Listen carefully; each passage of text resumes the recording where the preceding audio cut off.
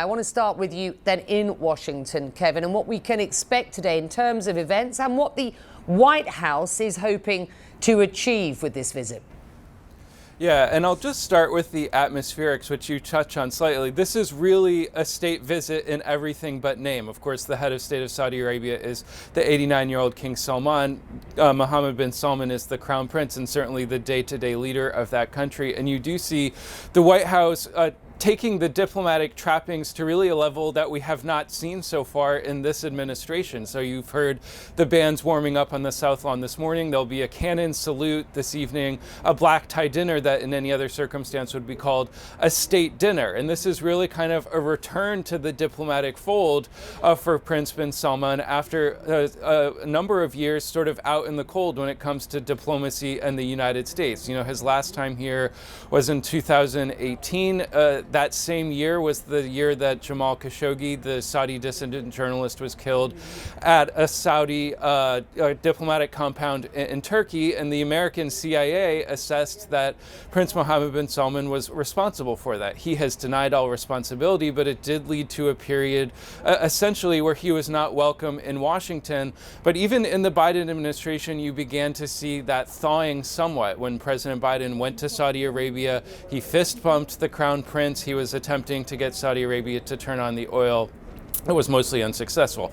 Now it seems clear that Saudi Arabia and Prince bin Salman are too powerful to ignore in a lot of ways, and President Trump seems ready and willing to welcome him with this full diplomatic display here at the White House. Now, under discussion when the two men sit down in the Oval Office, certainly security will be a top priority, and the sale of those F-35 fighter jets, which the president confirmed yesterday that he will allow to move forward. That could cause some concerns in Israel, which at this point is the only country in the Middle East that has those fighter jets at this moment, and they might be concerned that this could potentially erode their military edge. But President Trump clearly believes that this will go a long way in securing the U.S.-Saudi relationship. I think you will also see the two men discuss a new defense agreement. Our understanding is that it stops short of a full treaty, which would require ratification in Congress, but it will go a step further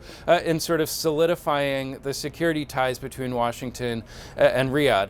I think for President Trump, his goal with Saudi Arabia overall is to get them to join the Abraham Accords, to allow them to normalize relations with Israel. There's no sort of belief inside the White House that that will be finalized today, but it will be under discussion. Of course, Saudi Arabia has said that a condition for doing that is a clear pathway for Palestinian statehood, which at this point just doesn't seem to exist. But clearly President Trump, having brokered a ceasefire in the Gaza war, believes that now is the time to renew those discussions, and he has made explicit that he expects that to happen before he leaves office. So certainly a topic for the two men to discuss today, if not one that they are expected to finalize. Becky.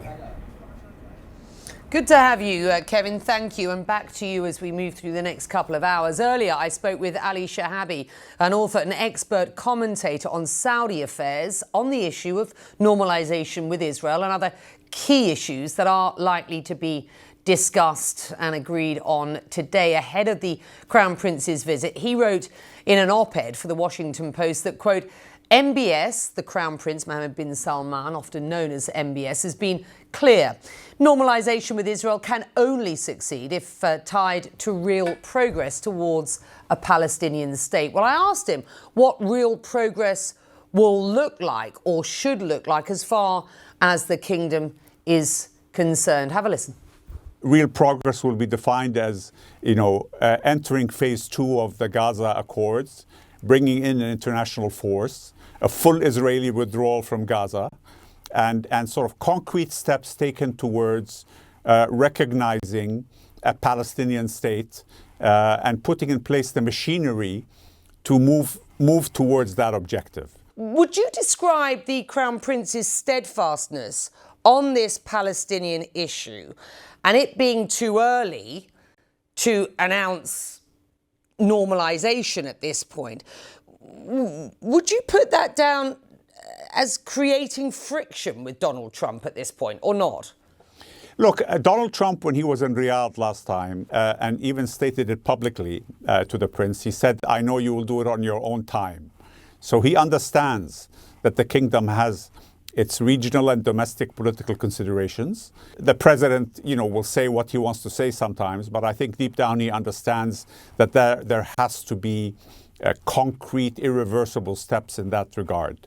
There will be no announcement of normalization during this trip. We have to go through stage 2 of the Gaza process. We have to get a machinery in place that the Israelis can't wiggle out of, that moves us towards a Palestinian state before the kingdom can even start any activity in that regard. All right, let's talk about what is likely to happen in terms of sort of tangible results on this trip. What can the kingdom expect in terms of defence, Ali? The core of the visit will be around a security agreement signed between America and Saudi Arabia, which will bring military coordination, defense, arms supplies, all very much more coordinated and closer. So I think that's the most important component that will come out of the visit. There'll also be a civilian nuclear component. There will be agreements on AI. There'll be agreements on rare earths. There'll be agreements on mining, on natural gas. Just want to have a look at the AI file. Will the Crown Prince be asking for the export of significant chips? Yes, very much so. I mean, the kingdom is going to take a big bet on data centers and on starting to build an ecosystem for AI in the region. It's working in close cooperation with all the major American players. Many of them are investing in the kingdom. The kingdom is already an investor in many of them. And chips are an integral part of that. So I expect that to be part of the agreements that are signed. Saudi has become a key strategic partner for Washington in what many describe this as this sort of US-China great power competition. Can you just explain how the sort of deals that we might see play into that framing? Rare earths are important because at the moment China is one of the only suppliers, but Saudi Arabia has a capacity to supply that also. But Saudi Arabia maintains a very solid relationship with China. China is a major purchaser of Saudi oil, and that close relationship will continue. There are certain issues that concern the Americans about technology sharing, particularly when it comes to defense equipment and things like that the kingdom is bearing in mind. But at the end of the day, the kingdom, as a middle power in the Middle East, will always maintain a solid relationship with China. But looks upon America as its strategic partner, really, in economically and militarily, in security-wise, and in the region. In your op-ed in the Washington Post over the weekend, you address the current criticism in some circles of Saudi Arabia's spike in executions, which you say, and I quote here, understandably strike international observers as draconian. How much appetite is there, genuinely, for legal reform in the kingdom? It's not a question of appetite. Legal reform has been a top priority for the Crown Prince. And I mean, this is something that has been ongoing for a number of years. The whole legal system is being turned upside down. It's being codified. Judges are being trained. Laws are being modernized. It's a very long, arduous, difficult process. You can't just come in and fire the whole legal system. You have to retrain them. That takes time.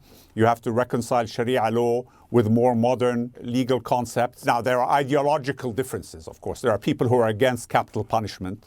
And Saudi Arabia suffers from a very big drug problem. As a result, it pursues draconian policies, if you want, to fight that. And that gets criticized globally. But, people haven't come up with a better solution about how to fight the drug war. Finally, to your mind, what does the Crown Prince hope to achieve ultimately? Ultimately, the trip itself is a win because, the relationship began to improve dramatically in the last year and a half of the Biden administration on an institutional level. That carried over very easily into the Trump administration with the added element of a personal relationship between the Crown Prince and President Trump. It's being treated as a state visit in Washington. even though the Crown Prince is a head of government, he's not a head of state. And the symbolism of that drives home a point, really, about how close this relationship has become.